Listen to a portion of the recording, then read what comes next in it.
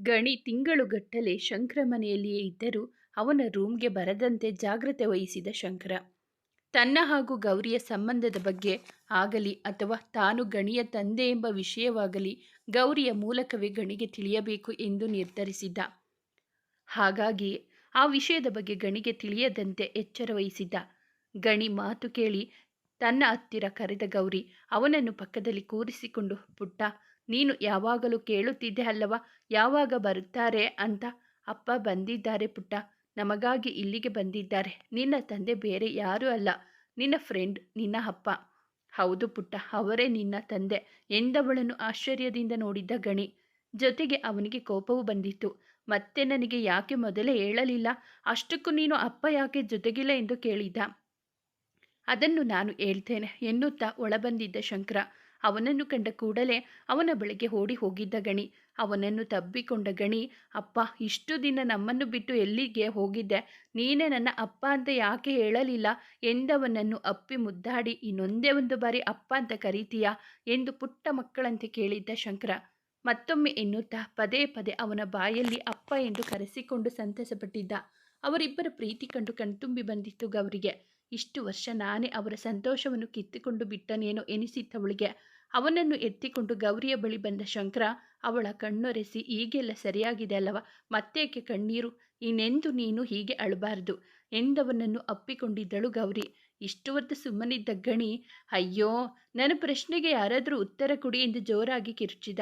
ಅವನನ್ನು ಕಂಡು ಇಬ್ಬರಿಗೂ ನಗು ಬಂದಿತ್ತು. ಅವನನ್ನು ಮಡಿಲಲ್ಲಿ ಕೂರಿಸಿಕೊಂಡ ಶಂಕರ, ಅದೇನು ಗೊತ್ತಾ ಪುಟ್ಟ, ನಿಮ್ಮ ಅಮ್ಮನಿಗೆ ಕೊಬ್ಬು ಜಾಸ್ತಿ. ಅದಕ್ಕೆ ಸುಮ್ಮನೆ ನನ್ನ ಬಳಿ ಜಗಳ ಮಾಡಿಕೊಂಡು ನನ್ನನ್ನು ಬಿಟ್ಟು ಹೋದ್ಲು. ಮನೆಗೆ ಬಾ ಅಂತ ಎಷ್ಟು ಕರೆದ್ರೂ ಬರಲೇ ಇಲ್ಲ ಗೊತ್ತಾ? ನೀನು ಸಿಕ್ಕಾಗ ನನಗೆ ಬಹಳ ಖುಷಿಯಾಗಿತ್ತು ಮಗನೇ. ಅವತ್ತೇ ನಿನ್ನ ಬಳಿ ಎಲ್ಲ ಹೇಳ್ಕೊಬೇಕನ್ಕೊಂಡೆ. ಆದರೆ ನಿಮ್ಮ ಅಮ್ಮ ನಿನ್ನ ಬಳಿ ಏನು ಹೇಳಬಾರ್ದು ಅಂತ ಹೇಳಿದ್ಲು. ಮೊದಲೇ ನಿಮ್ಮ ಅಮ್ಮನಿಗೆ ನನ್ನ ಮೇಲೆ ಕೋಪ ಇತ್ತು. ನಾನು ನಿನಗೆ ಎಲ್ಲ ಹೇಳಿಬಿಟ್ರೆ ಎಲ್ಲಿ ಮತ್ತೆ ಕೋಪಿಸಿಕೊಳ್ಳುತ್ತಾಳೋ ಅಂತ ನಾನು ಹೇಳಲಿಲ್ಲ ಎಂದವನ ಮೇಲೆ ಉಸಿ ಮುನಿಸಿ ತೋರಿಸಿ ಶಂಕರ ಎನ್ನುತ್ತಾ ಅವನ ತೋಳಿಗೆ ಒಂದು ಏಟು ಕೊಟ್ಟಳು. ಅದನ್ನು ಕಂಡು ಮಂದಹಾಸ ಮೂಡಿತು ಅವನ ಮುಖದಲ್ಲಿ. ಅಮ್ಮ, ನೀನು ಯಾಕೆ ಅಪ್ಪನಿಗೆ ಹಾಗೆ ಹೇಳಿದ್ದು ಎಂದು ಕುತೂಹಲದಿಂದ ಕೇಳಿದ್ದ ಗಣಿ. ಅದೇನು ಗೊತ್ತಾ ಪುಟ್ಟ, ಸತ್ಯ ಗೊತ್ತಾಗಿ ನೀನು ನನ್ನ ಕಡೆ ಬಂದು ಬಿಟ್ಟರೆ ನೀನು ನಿಮ್ಮಮ್ಮ ಸೋಲುತ್ತಾಳಲ್ಲ, ಅದಕ್ಕೆ ಅವಳು ಹಾಗೆ ಹೇಳಿದ್ದು. ಕೊನೆಗೂ ನಾನೇ ಗೆದ್ದೆ ಎಂದು ಹೇಳಿದ ಶಂಕರ. ಅವನ ಮಾತು ಕೇಳಿ ತಾಯಿಯ ಕಡೆ ನೋಡಿದವನಿಗೆ ಹೌದೆಂಬಂತೆ ತಲೆಯಾಡಿಸಿದಳು ಗೌರಿ. ಕೊನೆಗೂ ಅವರ ಸಂಸಾರ ಈಗ ಸಂಪೂರ್ಣವಾಗಿತ್ತು. ಅವನೆದೆಗೆ ಹೊರಗೆ ಆ ಹೃದಯ ಬಡಿತದ ರಾಗದಲ್ಲಿ ಮೈ ಮರೆತಳು ಹುಡುಗಿ. ಇನ್ನೆಂದು ನಿನ್ನನ್ನು ಬಿಟ್ಟು ದೂರ ಹೋಗಲಾರೆ ಶಂಕರ ಎನ್ನುತ್ತಿತ್ತು ಅವಳ ಮನಸ್ಸು. ಹೆಂಡತಿಯ ಆರೈಕೆ ಮಾಡುತ್ತಾ ಮಗನೊಂದಿಗೆ ಆಟವಾಡುತ್ತಾ ಬಹಳ ಖುಷಿಯಾಗಿದ್ದ ಶಂಕರ. ಇಷ್ಟು ವರ್ಷ ಅವನು ಕಳೆದುಕೊಂಡಿದ್ದೆಲ್ಲ ಒಮ್ಮೆಲೆ ಅವನಿಗೆ ಸಿಕ್ಕಿಬಿಟ್ಟಿತ್ತು.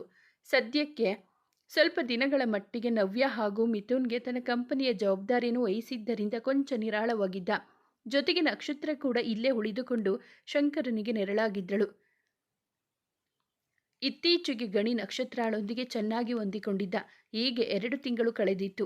ಇನ್ನೊಂದು ವಾರದಲ್ಲೇ ಹಸಿರು ಸಿರಿಯ ಜಾತ್ರೆ ಇತ್ತು. ಹಾಗಾಗಿ ನಾಳೆ ಎಲ್ಲರೂ ಹಸಿರು ಸಿರಿಗೆ ಹೋಗುವುದೆಂದು ಮಾತಾಗಿತ್ತು. ಗೌರಿ ಕೂಡ ಆ ವಿಷಯ ಕೇಳಿ ಬಹಳ ಖುಷಿಯಾಗಿದ್ದಳು. ಆದರೆ ಶಂಕರ ಮಾತ್ರ ಇದಕ್ಕೆ ಸುತಾರಂ ಒಪ್ಪಲಿಲ್ಲ. ನೀವೆಲ್ಲ ಬೇಕಾದರೆ ನಾಳೆ ಹೊರಡಿ, ಆದರೆ ನಾನು ಹಾಗೂ ಗೌರಿ ಜಾತ್ರೆಯ ದಿನವೇ ಬರುತ್ತೇವೆ ಎಂದು ಹೇಳಿದ.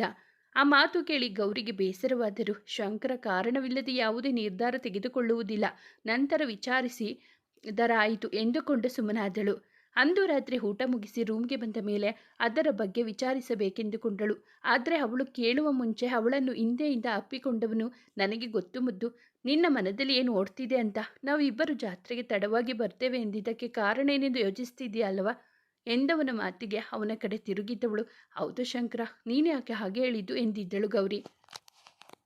ಅವಳ ಸೊಂಟ ಬಳಸಿ ತನ್ನೆಡೆಗೆ ಎಳೆದುಕೊಂಡವನು ಅವಳ ಮುಂಗುರುಳು ಸರಿಸಿ, ನೀನು ಈಗ ತಾನೇ ಚೇತರಿಸಿಕೊಂಡಿದ್ದೀಯ ಮುದ್ದು, ಈಗಲೇ ಜಾತ್ರೆಗೆ ಹೊರಟ್ರೆ ಹಳ್ಳಿ ಪೂರ್ತಿ ತಿರುಗಡಿ ಸುಮ್ಮನೆ ಆಯಾಸ ಮಾಡ್ಕೊಳ್ತೀಯ. ಅದು ಅಲ್ಲದೆ ನಾಳೆ ಅವರೆಲ್ಲರೂ ಹೊರಟ್ರೆ ನಮಗೂ ಏಕಾಂತ ಸಿಗುತ್ತದೆ. ನಾಳೆಯಿಂದ 1 ವಾರದವರೆಗೂ ಮನೆಯಲ್ಲಿ ನಾವಿಬ್ಬರು ಹಾಗೆ ಸಮಯ ಕಳೆದು ಎಷ್ಟೋ ವರ್ಷಗಳಾಯಿತಲ್ವಾ ಎಂದು ತುಂಟ ನಗೆಯೊಂದನ್ನು ಬೀರಿದ. ಅವನ ಮಾತಿಗೆ ನಾಚಿ ನೀರಾದವಳ ತುಟಿಗೊಂದು ಸಿಹಿ ಮುತ್ತನಿಟ್ಟು ಅಪ್ಪಿಕೊಂಡಿದ್ದ. ಅಂದು ಅವನೆದೆಯ ಮೇಲೆ ಅವನ ಹೃದಯ ಬಡಿತ ಕೇಳುತ್ತಾ ನಿದ್ರೆಗೆ ಜಾರಿದಳು ಅವನ ಮನದರಸಿ. ಇತ್ತೀಚೆಗೆ ಅದು ಅವರ ದಿನಚರಿಯೇ ಆಗಿ ಹೋಗಿತ್ತು. ಅಂದುಕೊಂಡಂತೆ ಮರುದಿನವೇ ಎಲ್ಲರೂ ಹಸಿರುಸಿರಿಗೆ ಹೊರಟರು. ಗಣಿ ಕೂಡ ಜಾತ್ರೆಯನ್ನು ನೋಡುವ ಆಸೆಯಿಂದ ಅವರೊಂದಿಗೆ ಹೊರಟ. ಅಂದು ಮಧ್ಯಾಹ್ನದ ವೇಳೆಗೆಲ್ಲ ಎಲ್ಲ ಕೆಲಸದವರನ್ನು ಮನೆಗೆ ಕಳುಹಿಸಿದಳು ಗೌರಿ. ಸದ್ಯಕ್ಕೆ ಜಾತ್ರೆಯಿಂದ ಹಿಂದಿರುಗುವವರೆಗೂ ಅವರೆಲ್ಲರಿಗೂ ರಜಾ ನೀಡಿದಳು. ಅಂದಿನ ಮಧ್ಯಾಹ್ನದ ಅಡುಗೆಯನ್ನು ತಾನೇ ಮಾಡಲು ಅಡುಗೆ ಮನೆ ಸೇರಿದಳು. ತುಂಬ ದಿನಗಳ ನಂತರ ಅಡುಗೆ ಮಾಡಲು ಹೊರಟವಳಿಗೆ ತುಂಬ ಸಂತಸವಾಗಿತ್ತು. ಇಂದು ಶಂಕರನಿಗೆ ಇಷ್ಟವಾದ ಎಲ್ಲ ಅಡುಗೆಗಳನ್ನು ತಾನೇ ತನ್ನ ಕೈಯಾರೆ ಮಾಡಬೇಕೆಂದುಕೊಂಡಳು. ಶಂಕರ ವಿಡಿಯೋ ಕಾನ್ಫರೆನ್ಸ್ನಲ್ಲಿ ಮೀಟಿಂಗ್ ಅಟೆಂಡ್ ಮಾಡುವುದರಲ್ಲಿ ಬ್ಯುಸಿ ಇದ್ದ. ಅವನು ಬರುವಷ್ಟರಲ್ಲಿ ಅಡುಗೆ ಕೆಲಸ ಮುಗಿಸಬೇಕೆಂದು ಬೇಗನೆ ಎಲ್ಲವನ್ನು ಮಾಡತೊಡಗಿದ್ದಳು. ಯಾಕಂದರೆ ಶಂಕರ ಬಂದರೆ ಖಂಡಿತವಾಗಿಯೂ ನನಗೆ ಅಡುಗೆ ಮಾಡಲು ಬಿಡುವುದಿಲ್ಲವೆಂದು ಅವಳಿಗೆ ತಿಳಿದಿತ್ತು. ಇನ್ನೇನು ಎಲ್ಲ ಅಡುಗೆ ಮುಗಿದಿತ್ತು. ಕ್ಯಾರೆಟ್ ಹಲ್ವಾ ಮಾಡುವುದೊಂದು ಬಾಕಿ ಇತ್ತು. ಅಷ್ಟರಲ್ಲಿ ಅಲ್ಲಿಗೆ ಬಂದ ಶಂಕರ ಅವಳಿಗೆ ತಿಳಿಯದಂತೆ ಬಂದು ಅವಳ ಸೊಂಟ ಬಳಸಿ ಹಿಂದೆಯಿಂದ ತಬ್ಬಿಕೊಂಡು ಬಿಟ್ಟ. ಅವನ ನಡೆಗೆ ಕ್ಷಣ ಬೆಚ್ಚಿದವಳು, ಶಂಕರ ಆಗ ಹೆದರಿಸೋದು ನನಗೆಷ್ಟು ಭಯವಾಯಿತು ಗೊತ್ತಾ ಎಂದು ಹುಸಿಮುನಿಸಿನಿಂದ ನುಡಿದ ಅವಳಿಗೆ. ಭಯ ಯಾಕೆ ಬಂಗಾರಿ? ಈ ಮನೆಯಲ್ಲಿ ನಮ್ಮಿಬ್ಬರನ್ನು ಬಿಟ್ಟು ಬೇರೆ ಯಾರೂ ಇಲ್ಲವಲ್ಲ. ಅಷ್ಟಕ್ಕೂ ನನ್ನ ಹೆಂಡತಿಯನ್ನು ತಬ್ಬಿಕೊಳ್ಳುವಷ್ಟು ಧೈರ್ಯ ಯಾರಿಗಿದೆ ಹೇಳು ಎಂದಿದ್ದ. ಅವಳ ಕಿವಿಯ ಒನಪಲ್ಲಿ ಮುತ್ತಿಡುತ್ತಾ ನಾಚಿ ನೀರಾದ ಗೌರಿ ಆ ಮುತ್ತಿನ ಮತ್ತಲೇ ಕಳೆದು ಹೋದಳು. ಸ್ವಲ್ಪ ಸಮಯದಲ್ಲಿ ಎಚ್ಚೆತ್ತುಕೊಂಡವಳು, ಶಂಕರ ನೀನು ಇದ್ದರೆ ಯಾವ ಕೆಲಸಗಳು ಸಾಗುವುದಿಲ್ಲ. ಮೊದಲು ಇಲ್ಲಿಂದ ಹೊರಡು, ನನಗೆ ತುಂಬ ಕೆಲಸವಿದೆ ಎಂದವಳಿಗೆ. ಅದೇನು ಕೆಲಸ ಹೇಳು, ನಾನು ಸಹಾಯ ಮಾಡ್ತೇನೆ ಎಂದು ತಬ್ಬಿಕೊಂಡೇ ನುಡಿದಿದ್ದ. ಅವನಿಂದ ಬಿಡಿಸಿಕೊಂಡ ಗೌರಿ, ಮೊದಲು ಇಲ್ಲಿಂದ ಹೊರಡು, ಅದೇ ನೀನು ನನಗೆ ಮಾಡುವ ದೊಡ್ಡ ಸಹಾಯ ಎಂದವಳಿಗೆ. ನೋವೇ, ನಿನ್ನನ್ನು ಅಡುಗೆ ಮನೆಗೆ ಬರಲು ಬಿಟ್ಟಿರುವುದೇ ಹೆಚ್ಚು, ಅಂತಹುದರಲ್ಲಿ ನನ್ನ ಸಹಾಯವಿಲ್ಲದೆ ಅಡುಗೆ ಮಾಡಲು ಬಿಟ್ಟು ಬಿಡುತ್ತೀನಾ ಎಂದವನ ಮಾತಿಗೆ ತಲೆ ಚಚ್ಚಿಕೊಂಡವಳು. ಆಯಿತು ಯಜಮಾನ್ರೆ, ತಮ್ಮ ಇಷ್ಟದಂತೆ ಆಗಲಿ. ಆದರೆ ಒಂದು ಕಂಡೀಷನ್, ನೀವು ನನ್ನನ್ನು ಮುಟ್ಟುವ ಹಾಗಿಲ್ಲ. ನೋಡೋಣ ತಮ್ಮ ಸಂಯಮ ಹೇಗೆ ಎನ್ನುತ್ತಾ ಅವನಿಗೆ ಸವಾಲು ಹಾಕಿದಳು. ಅವನು ಕೂಡ ಅದನ್ನು ಪ್ರೀತಿಯಿಂದ ಸ್ವೀಕರಿಸಿ ಅವಳಿಗೆ ಅಡುಗೆ ಮಾಡಲು ಸಹಾಯ ಮಾಡಿದ. ಅಡುಗೆಯೆಲ್ಲ ಮುಗಿಸಿ ಸ್ವಲ್ಪ ಸಮಯ ರೆಸ್ಟ್ ಮಾಡಲು ಹಾಲ್ನಲ್ಲಿ ಕುಳಿತರು ಇಬ್ಬರು. ಈಗಲೂ ಸಹ ಶಂಕರ ಅವಳಿಂದ ದೂರವೇ ಕುಳಿತಿದ್ದ. ಅದನ್ನು ಕಂಡವಳು ಅವನಿಗೆ ಅಂಟಿಕೊಂಡು ಕುಳಿತು ಅವನ ಕೈ ಬಳಸಿ ಅವನ ತೋಳಿಗೊರಗಿ ಕುಳಿತಳು. ಶಂಕರ ಅವಳ ತಲೆನೆವರಿಸುತ್ತ ಮುಗುಳ್ನಕ್ಕಿದ್ದ. ಶಂಕರ, ನನಗೀಗಲೂ ಇದೆಲ್ಲ ಕನಸೋ ನನಸೋ ಒಂದು ತಿಳಿಯುತ್ತಿಲ್ಲ. ಸಾಯುವ ಮುನ್ನ ಒಮ್ಮೆಯಾದರೂ ನಿನ್ನನ್ನು ನೋಡಬೇಕೆಂದು ಆಸೆಪಟ್ಟಿದ್ದೆ. ಆದರೆ ಇಂದು ಜೀವನ ಪೂರ್ತಿ ನೀನೊಂದಿಗೆ ಬದುಕುವ ಭಾಗ್ಯ ನನ್ನದಾಗಿದೆ. ಈಗಲೂ ಇದೆಲ್ಲ ಕನಸೇನೋ ಎಂಬಂತೆ ಭಾಸವಾಗುತ್ತಿದೆ ನನಗೆ. ಆದರೂ ನನಗೊಂದು ಡೌಟ್. ಅಂದು ನಾನು ಮದುವೆ ನಿಲ್ಲಿಸಲು ಹಿಂತಿರುಗಿ ಬಂದೆ ಸರಿ, ಆದರೆ ಅಕಸ್ಮಾತ್ ನಾನು ಬರದೆ ಹೋಗಿದ್ರೆ, ನಾನು ಇಲ್ಲಿಂದ ಹೊರಟು ಹೋಗಿದ್ರೆ ಆಗ ಏನು ಮಾಡ್ತಿದ್ದೆ ಎಂದು ಕೇಳಿದವಳಿಗೆ. ಎಲ್ಲಿಗೆ ಹೋಗ್ತಿದ್ದೆ ಗೌರಿ? ಪ್ಯಾರಿಸ್ಗಾ ಅಥವಾ UK ಗಾ? ನೀನು ಎಲ್ಲಿಗೆ ಹೋಗಿದ್ರು ನಾನಂತೂ ನಿನ್ನನ್ನು ಬೆನ್ನು ಬಿಡದೆ ಹಿಂಬಾಲಿಸುತ್ತಿದ್ದೆ ಎಂದವನನ್ನೇ ಆಶ್ಚರ್ಯದಿಂದ ನೋಡಿದಳು ಗೌರಿ. ಅಂದರೆ ನಾನು UK ಗೆ ಹೋಗುವ ವಿಷಯ ನಿನಗೆ ಮುಂಚೆ ಗೊತ್ತಿತ್ತಾ? ಅಂದರೆ ಪ್ರತಾಪ್ ನಿನ್ನ ಹತ್ತಿರ ಎನ್ನುತ್ತಿದ್ದವಳನ್ನು ತಡೆದ ಶಂಕರ, ಇಲ್ಲ ಗೌರಿ, ಪ್ರತಾಪ್ ನನಗೆ ಯಾವ ವಿಷಯವನ್ನು ಹೇಳಿಲ್ಲ. ಅವನೆಂದಿಗೂ ನಿನಗೆ ಕೊಟ್ಟ ಮಾತನ್ನು ತಪ್ಪುವವನಲ್ಲ. ಆದರೂ ನನಗೆ ವಿಷಯ ತಿಳಿದಿದ್ದು ಪ್ರತಾಪ್ ಮೂಲಕವೇ ಎಂದಿದ್ದ. ಶಂಕರ, ಸುಮ್ಮನೆ ಕನ್ಫ್ಯೂಸ್ ಮಾಡಬೇಡ, ಅದೇನು ಎಂದು ಸರಿಯಾಗಿ ಬಿಡಿಸು ಹೇಳು ಎಂದವಳಿಗೆ. ಹೇಳ್ತೇನೆ ಗೌರಿ, ಇಂದು ಎಲ್ಲ ವಿಷಯಗಳನ್ನು ನಿನ್ನ ಬಳಿ ಹೇಳ್ತೇನೆ. ನಿನಗೆ ಗೊತ್ತಿಲ್ಲದೆ ಇರುವ ಅದೆಷ್ಟೋ ಸತ್ಯಗಳಿವೆ. ಅಂದು ನಿನಗೆ ಬಂದು ನನ್ನ ಪ್ರೀತಿಯನ್ನು ಒಪ್ಪಿಕೊಳ್ಳುವಂತೆ ಮಾಡುತ್ತೇನೆ ಎಂದು ಹೇಳಿ ಹೋದ ಮೇಲೆ ಏನಾಯಿತು ಗೊತ್ತಾ ಎನ್ನುತ್ತಾ ನೆನಪಿನಂಗಳಕ್ಕೆ ಜಾರಿದ ಶಂಕರ. ಅಂದು ಅನಸೂಯ ಅವರು ಮದುವೆಯ ವಿಷಯದಲ್ಲಿ ನಿಷ್ಠೂರವಾಗಿ ಮಾತನಾಡಿ ಹೋದ ಮೇಲೆ ಶಂಕರ ಚಿಂತೆಗೆ ಬಿದ್ದಿದ್ದ. ಆಗ ಬಂದ ನವ್ಯಾಳ ಕಾಲ್ ಅವನ ಸಮಸ್ಯೆಗಳಿಗೆ ಪರಿಹಾರವೊಂದನ್ನು ತೋರಿತ್ತು. ಅಂದು ನವ್ಯ ಅವನಿಗೆ ಕಾಲ್ ಮಾಡಿದ್ದು ಅವಳ ಹಾಗೂ ಮಿಥುನ್ ಮದುವೆ ವಿಷಯ ತಿಳಿಸಲು. ಆದರೆ ಸಪ್ಪಗಿರುವ ಅವನ ಧ್ವನಿ ಕೇಳಿ ಅವನನ್ನು ಪ್ರಶ್ನಿಸಿದಳು ನವ್ಯ. ಅವನಿಗೂ ಎಲ್ಲವನ್ನೂ ಒಬ್ಬನೇ ಮುಚ್ಚಿಟ್ಟುಕೊಂಡು ಸಾಕಾಗಿತ್ತು. ನಡೆದ ವಿಷಯವನ್ನೆಲ್ಲ ಅವಳ ಬಳಿ ಹೇಳಿಕೊಂಡಿದ್ದ. ಅವನ ಮಾತು ಕೇಳಿ ಕೊಂಚ ಯೋಚಿಸಿದ ನವ್ಯ, ಸರಿ, ಹಾಗಾದರೆ ಒಂದು ಕೆಲಸ ಮಾಡೋಣ. ಹೇಗಿದ್ದರೂ ನನಗೆ ಮದುವೆ ಫಿಕ್ಸ್ ಆಗಿರುವ ವಿಷಯ ಅನಸೂಯ ಆಂಟಿಗಾಗಲಿ ಅಥವಾ ಗೌರಿಗಾಗಲಿ ಗೊತ್ತಿಲ್ಲ. ಸದ್ಯಕ್ಕೆ ನಾನು ನೀನು ಮದುವೆಯಾಗುತ್ತಿದ್ದೇವೆ ಎಂದು ಅವರಿಬ್ಬರನ್ನು ನಂಬಿಸೋಣ. ನೋಡೋಣ, ನನ್ನ ಮದುವೆಯ ಹೊತ್ತಿಗೆ ನಮ್ಮಿಬ್ಬರನ್ನು ನೋಡಿ ಹೊಟ್ಟೆ ಕಿಚ್ಚಿನಿಂದಲಾದರೂ ಗೌರಿ ಏನಾದರೂ ಬಾಯಿ ಬಿಡಬಹುದು ಎಂದಿದ್ದಳು. ಶಂಕರನಿಗೂ ಅದೇ ಸರಿ ಎನಿಸಿ ಒಪ್ಪಿಗೆ ಸೂಚಿಸಿದ. ಮರುದಿನದಿಂದಲೇ ಅವರಿಬ್ಬರ ಪ್ಲಾನ್ ಪ್ರಕಾರ ಎಲ್ಲವೂ ಎಕ್ಸಿಕ್ಯೂಟ್ ಮಾಡಿದ್ದರು. ಎಲ್ಲರಿಗೂ ಹಂಚಿದ ಲಗ್ನ ಪತ್ರಿಕೆಯಲ್ಲಿ ನವ್ಯ ಹಾಗೂ ಮಿಥುನ್ ಹೆಸರಿದ್ದರೆ ಗೌರಿಗೆ ಕೊಟ್ಟ ಲಗ್ನ ಪತ್ರಿಕೆಯಲ್ಲಿ ಮಾತ್ರ ಶಂಕರ ಹಾಗೂ ನವ್ಯ ಹೆಸರನ್ನು ಪ್ರಿಂಟ್ ಹಾಕಿಸಲಾಗಿತ್ತು. 4-5 ದಿನಗಳು ಕಳೆದರೂ ಅವರಿಬ್ಬರು ಅಂದುಕೊಂಡಂತೆ ಏನೂ ನಡೆಯಲಿಲ್ಲ. ಶಾಪಿಂಗ್ಗೆ ಹೋಗಿ ಬಂದ ಮೇಲಂತೂ ಶಂಕರನಿಗೆ ತಲೆಕೆಟ್ಟು ಹೋಗಿತ್ತು. ಅವಳಿಷ್ಟಪಟ್ಟಿದ್ದೆಲ್ಲವನ್ನು ಬೇಕೆಂದೇ ನವ್ಯಾಳ ಪಾಲು ಮಾಡಿದ್ರು. ಒಂದು ಮಾತನ್ನು ಆಡದ ಅವಳ ನಡೆ ಅವನಲ್ಲಿ ಭಯ ಹುಟ್ಟಿಸಿತ್ತು. ಗೌರಿ ಮತ್ತೆಲ್ಲಿ ತನ್ನ ಕೈತಪ್ಪಿ ಹೋಗುತ್ತಾಳೋ ಎಂಬ ಭಯವಿದ್ದರೂ ಅವಳು ಯಾವುದೋ ಸಮಸ್ಯೆಯಲ್ಲಿ ಸಿಲುಕಿದ್ದಾಳೆ, ತನ್ನಿಂದ ಏನನ್ನು ಮುಚ್ಚಿಡುತ್ತಿದ್ದಾಳೆ ಎಂದು ಬಲವಾಗಿ ಅನಿಸಿತು ಅವನಿಗೆ. ಇದನ್ನೆಲ್ಲ ಬಾಯಿ ಬಿಡಿಸಲು ಪ್ರತಾಪ್ ಸರಿಯಾದ ವ್ಯಕ್ತಿ ಎಂದು ತೀರ್ಮಾನಿಸಿದವನು ತಕ್ಷಣವೇ ಗೌರಿಗೆ ಕೊಟ್ಟ ತರಹದ ಮತ್ತೊಂದು ಲಗ್ನ ಪತ್ರಿಕೆ ರೆಡಿ ಮಾಡಿಸಿ ಪ್ರತಾಪ್ಗೆ ತಲುಪಿಸಿದ. ತನ್ನ ಹಾಗೂ ನವ್ಯ ಮದುವೆ ಎಂದು ತಿಳಿದರೆ ಅದನ್ನು ತಪ್ಪಿಸಲು ಖಂಡಿತವಾಗಿಯೂ ಪ್ರತಾಪ್ ಬರುತ್ತಾನೆ ಎಂದು ಅವನಿಗೆ ತಿಳಿದಿತ್ತು. ಆದರೆ ಅವನಿಗೆ ಪತ್ರಿಕೆ ತಲುಪಿ 3-4 ದಿನಗಳಾದರೂ ಅವನಿಂದ ಯಾವುದೇ ಪ್ರತಿಕ್ರಿಯೆ ಬಾರದಿದ್ದಾಗ ಮತ್ತಷ್ಟು ಕಂಗಾಲಾಗಿದ್ದ. ಆಗಲೇ ಅವನಿಗೆ ತಲೆನೋವು ಶುರುವಾಗಿತ್ತು. ಜೊತೆಗೆ ಗೌರಿಯ ಬಗ್ಗೆ ಕೋಪವೂ ಬಂದಿತ್ತು. ಅದೇ ಕೋಪದಲ್ಲಿ ಅಂದು ಅವಳಿಗೆ ಅವಮಾನ ಮಾಡಿದ. ಆದರೆ ಅವಳು ಅಲ್ಲಿಂದ ಹೋದ ಸ್ವಲ್ಪ ಸಮಯದಲ್ಲಿ ಪ್ರತಾಪ್ ಶಂಕರನನ್ನು ಹುಡುಕಿಕೊಂಡು ಬಂದಿದ್ದ.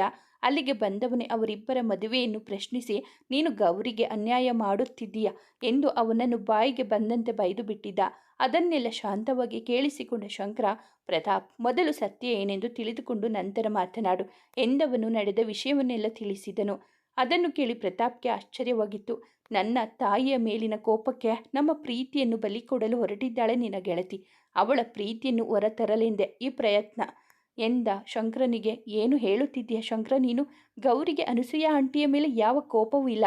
ಇನ್ಫ್ಯಾಕ್ಟ್ ಅವಳು ಭಾರತಕ್ಕೆ ಮರಳಿದ್ದೆ ನಿನ್ನನ್ನು ಸೇರಲು ಎಂದು. ಪ್ರತಾಪ್ ನುಡಿದ ಮಾತು ಕೇಳಿ ಚಕಿತನಾಗಿದ್ದ ಶಂಕರ, ಹಾಗಾದರೆ ನಾನು ಅಂದುಕೊಂಡಂತೆ ನಿಜ ಪ್ರತಾಪ್. ಗೌರಿ ಯಾವುದೋ ವಿಷಯವನ್ನು ನಮ್ಮೆಲ್ಲರಿಂದ ಮುಚ್ಚಿಡುತ್ತಿದ್ದಾಳೆ. ಅವಳು ಯಾವುದೋ ಸಮಸ್ಯೆಯಲ್ಲಿ ಸಿಕ್ಕಿ ಹಾಕಿಕೊಂಡಿದ್ದಾಳೆ. ಆದರೆ ಅದನ್ನು ಯಾರ ಬಳಿಯೂ ಹೇಳುತ್ತಿಲ್ಲ ಪ್ರತಾಪ್. ಅವಳಿಂದ ಸತ್ಯ ತಿಳಿಯಲು ನಿನ್ನಿಂದ ಮಾತ್ರ ಸಾಧ್ಯ.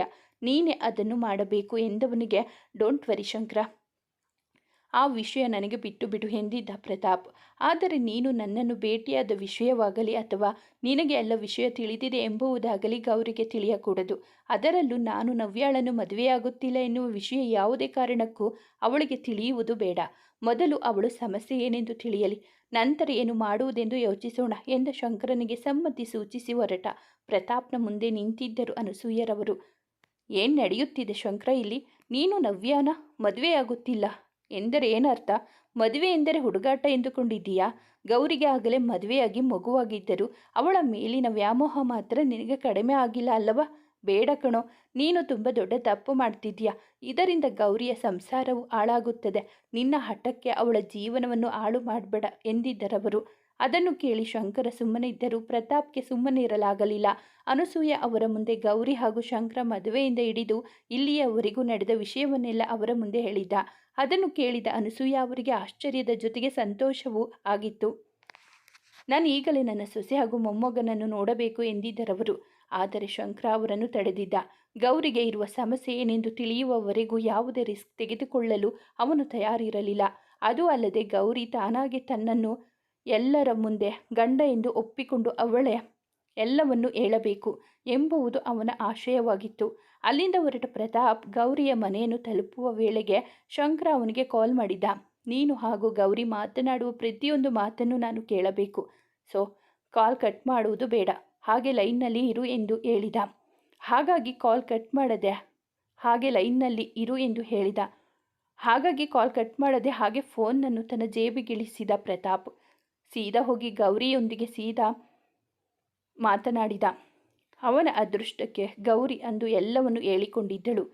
ತನಗೆ ಬ್ರೈನ್ ಟ್ಯೂಮರ್ ಇರುವ ವಿಷಯವನ್ನು ಹೇಳಿಕೊಂಡ ಗೌರಿ ತನ್ನ ಎಲ್ಲ ಆಸ್ತಿಯನ್ನು ಗಣಿಗೆ ವರ್ಗಾಯಿಸಿ ಅದಕ್ಕೆ ಶಂಕರನನ್ನು ಗಾರ್ಡಿಯನ್ ಮಾಡಿ ಕಾನೂನು ಪ್ರಕಾರ ನವ್ಯ ಹಾಗೂ ಶಂಕರನಿಗೆ ತನ್ನ ಮಗನನ್ನು ದತ್ತು ಕೊಡಲು ಪತ್ರಗಳು ರೆಡಿ ಮಾಡಲು ಹೇಳಿದಳು. ಅವರಿಬ್ಬರು ಮದುವೆಯಾಗುತ್ತಿಲ್ಲ ಎಂಬುದು ಪ್ರತಾಪ್ಗೆ ತಿಳಿದಿದ್ದರೂ ಶಂಕರನ ಮಾತಿಗೆ ಕಟ್ಟು ಬಿದ್ದು ಅದನ್ನು ಹೇಳದೆ ಸುಮ್ಮನಾದ. ಈ ವಿಷಯಗಳೆಲ್ಲ ತನ್ನ ಫೋನ್ನಲ್ಲಿ ಕೇಳಿಸಿಕೊಂಡ ಶಂಕರ ಮತ್ತಷ್ಟು ಕುಗ್ಗಿ ಹೋದ. ಅವನು ಗೌರಿಯೊಂದಿಗೆ ನಡೆದುಕೊಂಡ ರೀತಿ ನೆನೆದು ಮತ್ತಷ್ಟು ದುಃಖಿಸಿದ್ದ. ಹೇಗಾದರೂ ಮಾಡಿ ಗೌರಿಯನ್ನು ಉಳಿಸಿಕೊಳ್ಳಬೇಕೆಂದು ನಿರ್ಧರಿಸಿದ. ಮರುದಿನವೇ ಪ್ರತಾಪ್ ಮೂಲಕ ಗೌರಿ ರಿಪೋರ್ಟ್ ತರಿಸಿಕೊಂಡ ಶಂಕರ ಜಗತ್ತಿನ ಮೂಲೆ ಮೂಲೆಯಲ್ಲಿರುವ ಎಲ್ಲ ಪ್ರತಿಷ್ಠಿತ ಆಸ್ಪತ್ರೆಗಳಿಗೂ ಹಾಗೂ ಸರ್ಜನ್ಗಳಿಗೂ ಅದನ್ನು ಕಳುಹಿಸಿ ಏನಾದರೂ ಸೊಲ್ಯೂಷನ್ ಸಿಗಬಹುದೆಂದು ಕಾಯತೊಡಗಿದ್ದ. 3 ದಿನಗಳ ನಂತರ ಕೊನೆಗೂ ಸರ್ಜನ್ ಒಬ್ಬರು ಅದಕ್ಕೆ ರೆಸ್ಪಾಂಡ್ ಮಾಡಿದರು. ಜೊತೆಗೆ ತಾನು ಆಪರೇಷನ್ ಮಾಡುತ್ತೇನೆಂದು ಮುಂದೆ ಬಂದಿದ್ದರು. ನವ್ಯಾಳ ಮದುವೆಯ ದಿನವೇ ಅವಳ ಆಪರೇಷನ್ ಡೇಟ್ ಕೂಡ ಫಿಕ್ಸ್ ಆಗಿತ್ತು. ಆದರೆ ಆ ವಿಷಯ ಗೌರಿಗೆ ತಿಳಿದಿರಲಿಲ್ಲ ಅಷ್ಟೇ. ನವ್ಯಾಳ ಮದುವೆ ಮುಗಿದ ಕೂಡಲೇ ಅವಳಿಗೆ ಎಲ್ಲ ವಿಷಯ ತಿಳಿಸಿ ಆಪರೇಷನ್ಗೆ ಕರೆದುಕೊಂಡು ಹೋಗಬೇಕೆಂದುಕೊಂಡಿದ್ದರು. ಮದುವೆಗೆ ಇನ್ನು 3 ದಿನ ಇದೆ ಎನ್ನುವಾಗ ಪ್ರತಾಪ್ ಬಂದು ಕೆಲವು ಪತ್ರಗಳಿಗೆ ಗೌರಿಯಿಂದ ಸೈನ್ ಹಾಕಿಸಿಕೊಂಡು ಹೋಗಿದ್ದ. ಆದರೆ ಅದು ಗೌರಿ ಹೇಳಿದ ಪತ್ರಗಳಲ್ಲ, ಬದಲಾಗಿ ಗೌರಿ ಹಾಗೂ ಶಂಕರ ಮದುವೆ ರಿಜಿಸ್ಟರ್ ಸರ್ಟಿಫಿಕೇಟ್ಗಳು. ಹೌದು, ಮದುವೆಯಾಗಿ ಇಷ್ಟು ವರ್ಷಗಳಾದರೂ ಅವರಿಬ್ಬರ ಮದುವೆ ರಿಜಿಸ್ಟರ್ ಆಗಿರಲಿಲ್ಲ. ಹಾಗಾಗಿ ಅವರಿಬ್ಬರ ಮದುವೆ ಕಾನೂನು ಪ್ರಕಾರ ರಿಜಿಸ್ಟರ್ ಆದರೆ ಮತ್ಯಾರು ಅವರನ್ನು ಬೇರೆ ಮಾಡಲು ಸಾಧ್ಯವಿಲ್ಲವೆಂದು ಪ್ರತಾಪ್ ಹಾಗೆ ಮಾಡಿದ್ದ. ಆದರೂ ಶಂಕರ ಹಾಗೂ ಪ್ರತಾಪ್ಗೆ ಒಂದು ಕಡೆ ಸಂದೇಹವೂ ಇತ್ತು. ಅವಳು ನಮ್ಮಿಬ್ಬರಿಗೂ ಹೇಳದೆ ಎಲ್ಲಾದರೂ ಹೋಗಿಬಿಟ್ಟರೆ ಎಂದು. ಹಾಗಾಗಿ ಅವಳ ಹಿಂದೆ ಒಬ್ಬ ವ್ಯಕ್ತಿಯನ್ನು ಫಾಲೋ ಮಾಡಲು ಬಿಟ್ಟಿದ್ದ. ಶಂಕರ ಅಂದು ಅವಳು ಕಲ್ಯಾಣ ಮಂಟಪ ಬಿಟ್ಟು ಹೊರಟಾಗಲೂ ಅಷ್ಟೇ ಆ ವ್ಯಕ್ತಿ ಅವಳನ್ನು ಫಾಲೋ ಮಾಡಿದ್ದ. ಆದರೆ ಒಂದು ಟ್ರಾಫಿಕ್ ಸಿಗ್ನಲ್ನಲ್ಲಿ ಅವಳು ಮಿಸ್ ಆಗಿದ್ದಳು. ಹಾಗಾಗಿ ಶಂಕರ ಐಕ್ಯಳ ಮೂಲಕ ಅವಳಿಗೆ ಕಾಲ್ ಮಾಡಿಸಿದ್ದ. ಐಕ್ಯ ಬೇರೆ ಯಾರೂ ಅಲ್ಲ, ಹಿಂದೆ ಗೌರಿಯ ಬ್ರೈನ್ ಟ್ಯೂಮರ್ಗೆ ಚಿಕಿತ್ಸೆ ಮಾಡಿದ್ದು ಅವಳೇ. ಅದು ಅಲ್ಲದೆ ಅವಳು ಶಂಕರನ ಸ್ನೇಹಿತೆ ಕೂಡ ಹೌದು. ಕೊನೆಗೂ ಅವಳ ಸಮಸ್ಯೆಗೆ ಪರಿಹಾರವಿದೆ ಎಂದು ಕೂಡಲೇ ಗೌರಿ ಹಿಂತಿರುಗಿ ಬಂದಿದ್ದಳು ಮದುವೆಯನ್ನು ನಿಲ್ಲಿಸಲು. ಹೀಗೆ ತನ್ನ ನೆನಪಿನಿಂದ ಹೊರಬಂದ ಶಂಕರ ಎದುರು ಕಣ್ತುಂಬಿಕೊಂಡು ನಿಂತಿದ್ದಳು ಗೌರಿ. ಅವನನ್ನು ತಬ್ಬಿಕೊಂಡವಳು, ಇನ್ನೆಂದು ನಿನ್ನಿಂದ ನಾನು ದೂರಾಗಲಾರೆ ಶಂಕರ. ನನ್ನ ಜೀವನದ ಕಡೆಯ ಕ್ಷಣದವರೆಗೂ ನಿನ್ನೊಂದಿಗಿರುತ್ತೇನೆ. ಅಂದು ಹೇಳಿದ್ದನೆ ಇಂದು ಸಹ ಹೇಳುತ್ತಿದ್ದೇನೆ ಶಂಕರ. ಶಂಕರನಿಲ್ಲದೆ ಈ ಗೌರಿಗೆ ಯಾವ ಅಸ್ತಿತ್ವವೂ ಇಲ್ಲ ಎಂದವಳಿಗೆ ಗೌರಿ ಇಲ್ಲದೆ ಈ ಶಂಕರನಿಗೂ ಅಸ್ತಿತ್ವವಿಲ್ಲ ಕಣೆ ಎಂದು ಅವಳ ನೆತ್ತಿಯನ್ನು ಚುಂಬಿಸಿದ. ಇಂದು ಇಬ್ಬರ ಮನಸ್ಸು ನಿರಾಳವಾಗಿತ್ತು. ಒಬ್ಬರ ಪ್ರೀತಿಯಲ್ಲಿ ಮತ್ತೊಬ್ಬರು ಮಿಂದಿದ್ದವರು. ಒಟ್ಟಾಗಿ ನಾವಿಬ್ಬರು ತಯಾರಿಸಿದ ಅಡುಗೆಯನ್ನು ಒಬ್ಬರಿಗೊಬ್ಬರು ತಿನಿಸುತ್ತಾ ಅಂದಿನ ಊಟ ಮುಗಿಸಿದರು. ಗೌರಿ ಶಂಕರನಿಗೆ ಜಾಮೂನು ತಿನಿಸಲು ಹೋದಾಗ ಶಂಕರನಿಗೆ ಒಂದು ತುಂಟ ಆಲೋಚನೆ ಹೊಳೆಯಿತು. ತಕ್ಷಣವೇ ಹಿಂದೆ ಸರಿದ ಶಂಕರ, ಗೌರಿ, ನಿನ್ನ ಪ್ರೀತಿಗೆ ನನ್ನದೊಂದು ಸವಾಲ್. ನಿನ್ನ ಕೈಯಿಂದ ಅಥವಾ ಸ್ಪೂನ್ನಿಂದ ನನಗೆ ಜಾಮೂನ್ ತಿನ್ನಿಸಕೂಡದು. ಅದು ಹೇಗೆ ತಿನ್ನಿಸ್ತೀಯೋ ನಿನಗೆ ಬಿಟ್ಟಿದ್ದು ಎಂದವನ ಮಾತಿಗೆ ಯೋಚನೆಗೆ ಬಿದ್ದಳು ಗೌರಿ. ಸ್ವಲ್ಪ ಸಮಯ ಯೋಚಿಸಿದ ಬಳಿಕ ಅವಳಿಗೆ ಅವನ ತುಂಟಾಟ ಏನೆಂದು ಅರ್ಥವಾಯಿತು. ಆದರೂ ಅವನ ಖುಷಿಗಾಗಿ ಅದನ್ನು ಮಾಡಿದಳು. ಸ್ಪೂನ್ನಲ್ಲಿದ್ದ ಜಾಮೂನನ್ನು ಬಾಯಲ್ಲಿ ಕಚ್ಚಿಕೊಂಡು ಅವನ ಬಾಯಿಗಿಟ್ಟಿದ್ದಳು ಗೌರಿ. ಜಾಮೂನ್ನ ಸವಿಯೊಂದಿಗೆ ಅವಳ ತುಟಿಯ ಜೇನನ್ನು ಸವಿದಿದ್ದನವ. ಮರುದಿನ ಅಡುಗೆ ಮನೆಯ ಉಸ್ತುವಾರಿಯನ್ನು ಶಂಕರ ತೆಗೆದುಕೊಂಡಿದ್ದ. ಗೌರಿಯನ್ನು ಅಡುಗೆ ಮನೆಯ ಒಳಗೂ ಸಹ ಬಿಟ್ಟುಕೊಂಡಿರಲಿಲ್ಲ ಅವ. ಆದರೆ ಅಡುಗೆಯನ್ನು ಮಾತ್ರ ಬಹಳ ಚೆನ್ನಾಗಿ ಮಾಡಿದ. ಅವನು ಇಷ್ಟು ಚೆನ್ನಾಗಿ ಅಡುಗೆ ಮಾಡಬಹುದೆಂದು ಗೌರಿ ಕೂಡ ಊಹಿಸಿರಲಿಲ್ಲ. ಅಂದು ಅವನೇ ಅವಳಿಗೆ ತುತ್ತು ಮಾಡಿ ತಿನ್ನಿಸಿದ. ಅಷ್ಟೇ ಅಲ್ಲ, ಅಂದು ರಾತ್ರಿ ಸ್ವತಃ ಅವನೇ ಅವಳಿಗಾಗಿ surprise candle light dinner arrange ಮಾಡಿದ್ದ. ಅದು ಕೂಡ ಮನೆಯಲ್ಲೇ. ಡಿನ್ನರ್ನ ಅಡುಗೆಯನ್ನು ಸಹ ಅವನೇ ತಯಾರಿಸಿದ. ಆದರೆ ಆಶ್ಚರ್ಯವೆಂದರೆ ಗೌರಿ ಮನೆಯಲ್ಲಿ ಇದ್ದರೂ ಇದ್ಯಾವ ವಿಷಯಗಳು ಅವಳ ಗಮನಕ್ಕೆ ಬಾರದಂತೆ ಎಚ್ಚರ ವಹಿಸಿದ. ಅದಕ್ಕಾಗಿಯೇ ಒಂದಷ್ಟು ಆಫೀಸ್ ಫೈಲ್ಗಳನ್ನು ಅವಳ ಕೈಗಿತ್ತು ಪರಿಶೀಲಿಸುವಂತೆ ಹೇಳಿದ. ಎಲ್ಲ ಮುಗಿಸುವ ವೇಳೆಗೆ ಅದಾಗಲೇ ಗಂಟೆ 9 ಆಗಿತ್ತು. ಫೈಲ್ಸ್ ಎಲ್ಲ ಎತ್ತಿಟ್ಟು ಮೇಲೆ ಮುಂದೆ ನಿಂತಿದ್ದ ಶಂಕರ ಕೆಲವು ಕವರ್ ಪ್ಯಾಕೆಟ್ಗಳನ್ನು ಹಿಡಿದುಕೊಂಡು, ಗೌರಿ, ಇದರಲ್ಲಿ ಬಟ್ಟೆ ಹಾಗೂ ಒಡವೆಗಳಿವೆ, ಬೇಗನೆ ಹಾಕಿಕೊಂಡು ರೆಡಿಯಾಗಿ ಬಾ, ನಿನಗಾಗಿ ಒಂದು ಸರ್ಪ್ರೈಸ್ ಇದೆ ಎಂದು ಹೇಳಿ ಅವಳ ಮಾತಿಗೂ ಕಾಯದೆ ಹೊರ ನಡೆದು ಬಿಟ್ಟ. ಆ ಕವರ್ಗಳನ್ನು ಓಪನ್ ಮಾಡಿದವಳಿಗೆ ಆಶ್ಚರ್ಯವಾಗಿತ್ತು. ನವ್ಯಾಳ ಮದುವೆಯ ಶಾಪಿಂಗ್ನಲ್ಲಿ ಅವಳ ಇಷ್ಟಪಟ್ಟು ಆರಿಸಿದ್ದ ಹಾಗೂ ನಂದಿಯ ಸೆಟ್ ಅದರಲ್ಲಿತ್ತು. ಅದನ್ನು ಹಾಕಿಕೊಂಡು ಬೇಗನೆ ರೆಡಿಯಾಗಿ ಹೊರಬಂದವಳ ಕಂಡು ತದೇಕ ಚಿತ್ತದಿಂದ ಅವಳನ್ನೇ ನೋಡುತ್ತಾ ನಿಂತು ಬಿಟ್ಟ ಶಂಕರ. ಶಂಕರ ಎಂದು ಗೌರಿ ಕರೆದಾಗಲೇ ಅವನು ವಾಸ್ತವಕ್ಕೆ ಬಂದದ್ದು. ಶಂಕರ, ಈ ಬಟ್ಟೆ ಹಾಗೂ ಒಡವೆ ಎಂದು ಅವಳು ಕೇಳುವ ಮುನ್ನವೇ, ನೀನೇ ಅಂದು ಇಷ್ಟಪಟ್ಟು ಆರಿಸಿದ್ದು. ನನ್ನ ಗೌರಿ ಇಷ್ಟಪಟ್ಟಿದ್ದು ಯಾವುದು ಅವಳ ಕೈ ಜಾರಲು ಬಿಡುವುದಿಲ್ಲ ಈ ಶಂಕರ ಎಂದು ಕೊಂಚ ಗರ್ವದಿಂದಲೇ ಹೇಳಿಕೊಂಡಿದ್ದ. ಅವನ ಪ್ರೀತಿಗೆ ಹೃದಯ ತುಂಬಿ ಬಂದಿತ್ತು ಅವಳಿಗೆ. ಅವಳ ಕೈ ಹಿಡಿದು ಅವನು ಕರೆದೊಯ್ದಿದ್ದರೆ ಮಂತ್ರಮುಗ್ಧಳಂತೆ ಅವನ ಹಿಂದೆ ಹೊರಟಿದ್ದಳವಳು. ಅವನು ಕ್ಯಾಂಡಲ್ ಲೈಟ್ ಡಿನ್ನರ್ ಅರೇಂಜ್ ಮಾಡಿದ ಸ್ಥಳಕ್ಕೆ ಅವಳು ಬಂದಾಗ ಖುಷಿಯೊಂದಿಗೆ ಆಶ್ಚರ್ಯವೂ ಆಗಿತ್ತು. ಇಬ್ಬರು ಸ್ವಲ್ಪ ಸಮಯ ಮಾತನಾಡಿ ನಂತರ ಡ್ಯಾನ್ಸ್ ಮಾಡಿ ಡಿನ್ನರ್ಗೆ ಕುಳಿತರು. ಇಬ್ಬರು ಒಬ್ಬರಿಗೊಬ್ಬರು ತಿನಿಸುತ್ತಾ ಊಟದೊಂದಿಗೆ ಪ್ರೀತಿಯ ಸವಿಯನ್ನು ಸವಿದಿದ್ದರು. ಎಲ್ಲ ಮುಗಿಸಿಕೊಂಡು ರೂಮ್ಗೆ ಬಂದ ಮೇಲೆ ಅವನನ್ನು ಬಿಗಿದಪ್ಪಿದ ಗೌರಿ, ಶಂಕರ, ನನಗೊಂದು ಆಸೆ ಇದೆ, ನೆರವೇರಿಸುತ್ತೀಯಾ ಎಂದು ಕೇಳಿದಳು. ಅದೇನು ಬೇಕು ಕೇಳು, ನೀನೇನು ಕೇಳಿದರೂ ಇಲ್ಲ ಎನ್ನುವುದಿಲ್ಲ ಎಂದವನಿಗೆ, ನನಗೆ ನಿನ್ನ ಕೈಯಾರೆ ಸೀರೆ ಉಡಿಸಿ ನೀನೇ ಅಲಂಕಾರ ಮಾಡಬೇಕು, ಮಾಡ್ತೀಯಾ ಎಂದು ತುಸು ನಾಚಿಕೆಯಿಂದಲೇ ಕೇಳಿದಳು ಗೌರಿ. ಅದಕ್ಕವನು ತುಂಟ ನಗೆ ಬೀರುತ್ತಾ, anything for you my dear wifey, ಈಗಲೇ ಉಡಿಸಲಾ ಎಂದು ಕೇಳಿದವನಿಗೆ, ಬೇಡ ಬೇಡ, ಈಗಾಗಲೇ ತುಂಬ ತಡವಾಗಿದೆ, ಈಗ ಮಲಗೋಣ, ಮುಂದೆ ಎಂದಾದರೂ ಈ ಆಸೆಯನ್ನು ನೆರವೇರಿಸಿದರೆ ಸಾಕು ಎಂದಿದ್ದಳವಳು. ಮುಂದುವರೆಯುವುದು. ಸ್ನೇಹಿತರೆ, ಈ ಕತೆ ನಿಮಗೆ ಇಷ್ಟವಾಗಿದ್ದರೆ ದಯವಿಟ್ಟು ಒಂದು ಲೈಕ್ ಮಾಡಿ, ನಮ್ಮ ಚಾನಲನ್ನು ಸಬ್ಸ್ಕ್ರೈಬ್ ಆಗಿ ಪಕ್ಕದಲ್ಲಿರುವ ಬೆಲ್ ಬಟನ್ ಕ್ಲಿಕ್ ಮಾಡಿ. ನಿಮ್ಮ ಫ್ರೆಂಡ್ಸ್ ಆ್ಯಂಡ್ ಫ್ಯಾಮಿಲಿಗೆ ಈ ಕಥೆಯನ್ನು ಶೇರ್ ಮಾಡಿ. ನಿಮ್ಮ ಅನಿಸಿಕೆ ಅಭಿಪ್ರಾಯವನ್ನು ಕಾಮೆಂಟಲ್ಲಿ ತಿಳಿಸಿ. ಕಥೆಯನ್ನು ಕೇಳಿದ್ದಕ್ಕಾಗಿ ಧನ್ಯವಾದಗಳು.